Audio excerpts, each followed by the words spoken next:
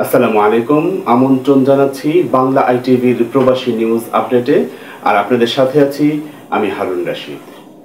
প্রিয় দর্শক, দীর্ঘদিন পর আজকে দুবাই ভিসা সংক্রান্ত একটি অত্যন্ত গুরুত্বপূর্ণ এবং খুশির সংবাদ নিয়ে আপনাদের সামনে উপস্থিত হয়েছি। আজ 4 মে 2025 সংযুক্ত আরব আমিরাতের রাষ্ট্রদূত এবং বাংলাদেশের মাননীয় প্রধান উপদেষ্টার বিশেষ দূত আজকে এক জরুরি বৈঠক করেছেন এবং সেই বৈঠক শেষে দুবাইয়ের ভিসা সংক্রান্ত এক বিশেষ বিজ্ঞপ্তি প্রকাশ করেছেন, যেখানে এখন থেকে সংযুক্ত আরব আমিরাতের ভিসা পাবে চাকরিজীবী, ব্যবসায়ী এবং ভিজিটররা। আর সেই সংবাদটি এখন আপনাদেরকে বিস্তারিত বলে দিচ্ছি। চলুন বিস্তারিত সংবাদটি শুনে আসি। সৌহার্দ্যপূর্ণ কূটনৈতিক আলোচনার ফলস্বরূপ সংযুক্ত আরব আমিরাত বাংলাদেশিদের জন্য ভিসা ইস্যুর প্রক্রিয়া আবারও জোরালোভাবে শুরু করেছে।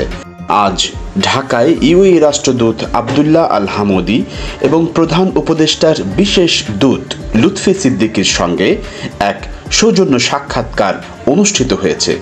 এ সময় সংযুক্ত আরব আমিরাতের রাষ্ট্রদূত আবদুল্লাহ আল হামুদি বলেন, বর্তমানে ইউএই দূতাবাস প্রতিদিন 30 থেকে 50টির বেশি ভিজিট ভিসা ইস্যু করছে।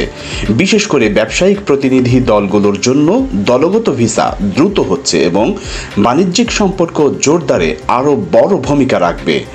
অন্যদিকে ইউএই মানব সম্পদ মন্ত্রণালয় দক্ষ কর্মীদের জন্য তাদের অনলাইন ভিসা সিস্টেম আবারও চালু করেছে। ইতিমধ্যেই বিপণন ব্যবস্থাপক, হোটেল কর্মী এবং নিরাপত্তা প্রহরীদের জন্য 500টি ভিসা ইস্যু করা হয়েছে এবং আরও 1000টি ভিসা অনুমোদনের অপেক্ষায় রয়েছে। বিশেষ দূত লুৎফি সিদ্দিকী এই অগ্রগতিকে স্বাগত জানিয়ে রাষ্ট্রদূতের প্রতি কৃতজ্ঞতা প্রকাশ করেছেন।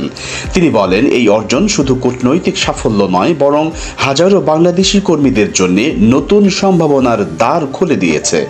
এছাড়া বাংলাদেশ ও ইউএই এর মধ্যে সামগ্রিক অর্থনৈতিক অংশীদারিত্ব চুক্তি CEPA নিয়ে আলোচনা হয়েছে এবং শিগগিরই একটি উচ্চ পর্যায়ের ইউএই প্রতিনিধি দল বাংলাদেশ সফরে আসবেন।